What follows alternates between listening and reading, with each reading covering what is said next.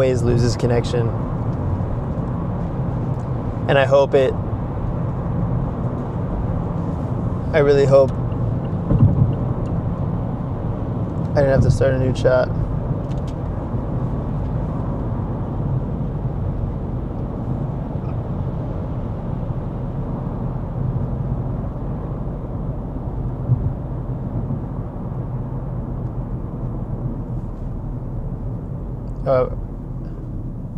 Are we back?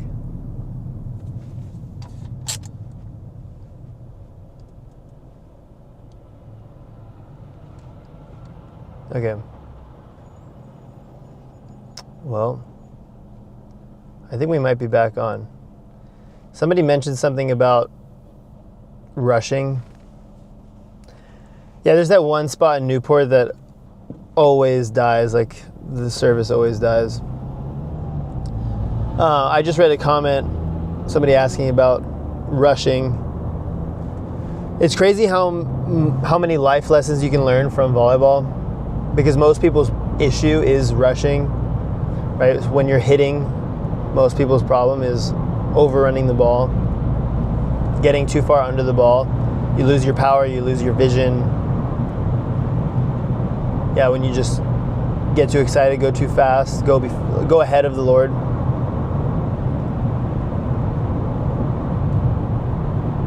And there's another aspect of like that rushing, which I think this still relates, is like making too many plans, right? I'm gonna meet with my coach, we're gonna make some plans, but planning too much is also not good. When you're hitting in volleyball, before you get the serve, before you get the pass, if you're already thinking, oh, I'm going to hit it here, that's like the worst thing you could do, because you have no idea what the situation is. You have no idea where they're going to be. You don't know where you're going to pass the ball, where they're going to serve it. So making these like too many plans is bad. You don't want to be so set in that. Like one of my biggest goals when I'm hitting is don't think. Just react, see what's in front of you, and then take it. And if you're rushing too much, too hasty, you're gonna make bad decisions. You're gonna make decisions too early. Same thing in life. I'm preaching to myself. Like when you're entering an interview or something for a job, you can't be thinking, oh, I'm gonna say this, I'm gonna say this, because the interviewer never asks the same questions that you think they're going to ask. Always thrown out. I mean, I've only done a few interviews, but you have some ideas, but you can't be so locked into like, oh, I'm going to say this and then this. It just doesn't work.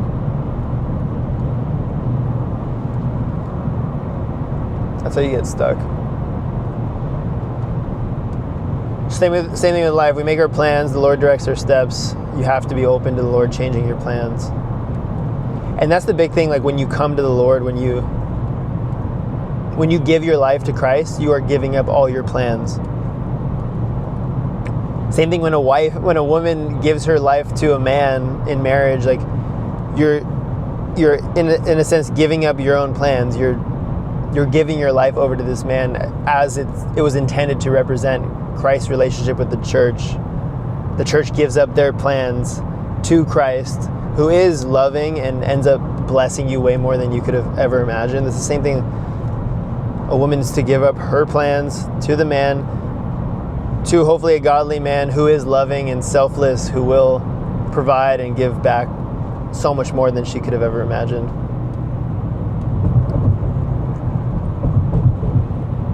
I guess that's on topic as we go to make our plans. My coach just texted me saying he's going to be late, which we have this rule that if you're late to practice, you have to do 50 burpees. And we do it. And my coach will do it too. But we're not in the season and we're just getting coffee. But I'll make a joke saying, hey, you have to do 100 burpees. And he might do them. Yeah, my coach still practices with us. Which I don't know how long that's going to last because he's already like 50. Michael, your bird is getting hard to see.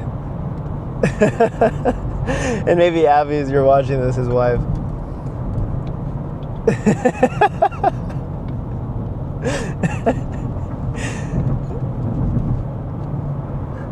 You know, something about the guys in the 90s and 2000s, the older gen, is they were so good at trash talking.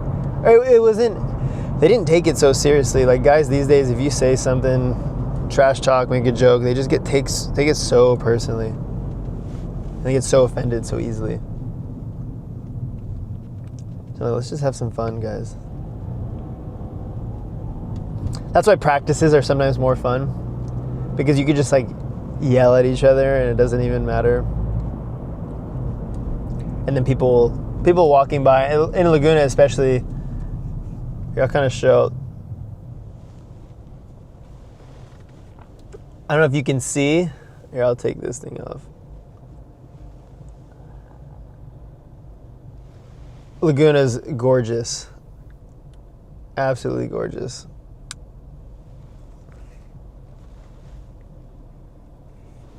But there's people that walk around all the time in Laguna, and when we're practicing, we'll just be screaming at each other.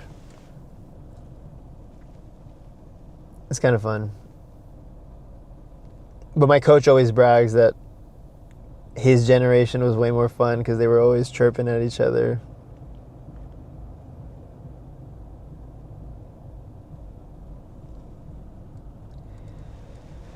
But yeah, I'm going to start doing this consistently.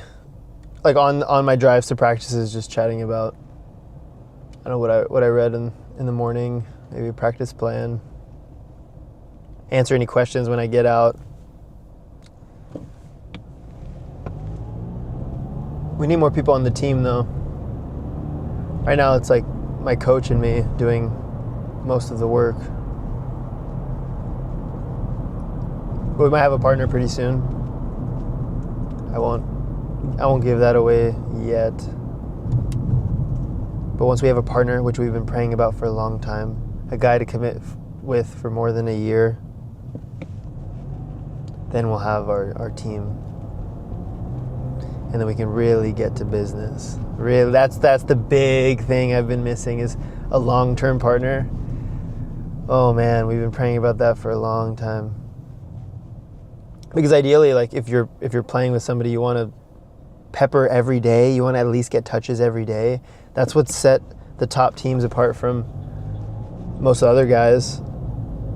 If you look at the top 4 teams, they've been playing together for 2 years. Logan and Hagen, they're good, but a big part of it is chemistry. Chase Buttinger and Miles Evans, they're training every day, 5 days a week, no matter what, if they want to or not. No other guys are doing that. People are just doing one-offs here and there. They're dating. Too many people are dating. We need to bring back marriage. That's really what it is. Like, it feels like a dating relationship, but a lot of guys are dating with no intention to get married. A lot of guys are, I use that as a metaphor, obviously. A lot of guys are playing with this guy, with no intention of like finding a partner that they're going to stick with for a long time. I don't know, maybe people are just like looking for that perfect partner. But sometimes you just have to realize recognize that the options are limited. Nobody's going to be perfect. Same thing when you get married in real life. Like, yeah, your wife, your husband is not going to be perfect. They're not going to satisfy all of your desires and do everything you want them to do all the time. Like, that's just not the reality. What you want is you want to look for somebody who's willing to grow. Like, that's the big thing. With volleyball, with your marriage, you want somebody who's willing to grow, who's actually actively trying to grow, and who's not going to give up, who's has a deeper reason than just, it's fun, or I want to win this game, or that's not going to last. Because what you build that relationship on, like that will determine the length of it and how steady it is. And I see a lot of people, especially a lot of young ladies in the church. Well, young, they're getting old. They're like late 20s, and they're like recognizing, oh no, my time is running out. And it's because they were looking for this man that was going to be perfect and be their Jesus, and that just doesn't exist. Or maybe here's another reason why a lot of, I think, girls that they end up not getting married, or they're like scrambling when they're close to 30, mid-30s, is they're not willing to be the wife that for the husband that they're looking for. Because there are guys out there that are amazing, but they don't want to submit to that. They want to keep their life too.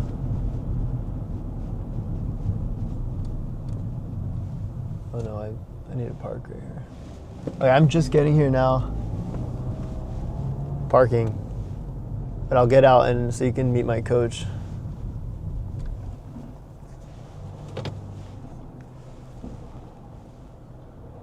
Okay.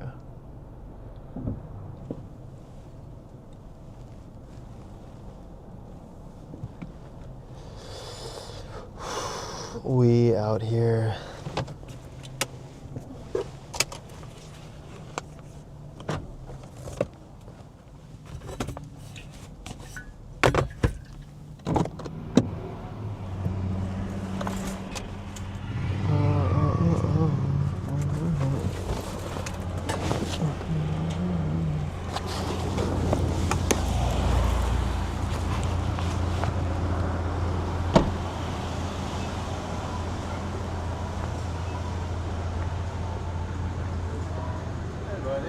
You're live. I'm live. Here we are. We got a couple Live people. and direct from La Guana. Laguana? La Guana Beach. We moved out here 20-something years ago, and I was trying to return the moving truck. And I called and I said, I need to return the truck. Where could I move it? They returned it. They said, I think there's one in La Guana Beach. So here we are in La Guana Beach. That's funny. Beautiful sunny day. Chocolate brown water after all the rains, and gonna get in for the time of planning with, what's your name? Diego Perez. Yeah, your name is Diego Perez. Yeah. Can I get your autograph? Yeah, I got a Sharpie in my bag actually. Okay. Yeah, you should have a Sharpie in your bag. I've been doing live streams and just like chatting with people, answering questions and stuff. But it's something I'm going to be doing a lot more. Awesome. It's kind of like the new thing. I mean, not super new, but it's kind of where social media is going, of just like live stuff. Have a guy like Solomon or somebody else come along and just like carry this thing throughout the entire tournament. You don't have to worry about it. It'll just be rolling and like. So this kind of is like It's a camera. Yeah, it moves it around? this, but it'll track. So like if I tap on my face, it'll track on my face. Where I go, it'll like go to me. Oh wow. Pretty crazy.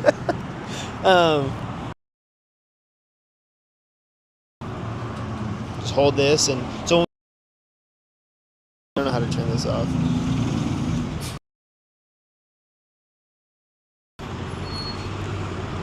They'll just like people there like real time. Oh great. Here I had like a 1.7 people listening to me. I was just sharing like what I was reading this morning, talking about, hey, we're gonna meet for the plan, and just yeah. Cool. So it's been great. But I'll turn it off when we sit down. Sure. So any last words? Well, we're getting ready to go into Thanksgiving, a time of thankfulness of what God has done in our life. Even though everybody wants to skip straight to Christmas and Christmas trees. I think we should push Thanksgiving a little bit earlier. Longer Christmas. Yeah, I mean, if you don't take time to thank God for what He's done in your life, you just move straight into give me more. It's true. That's true, yeah. Yeah.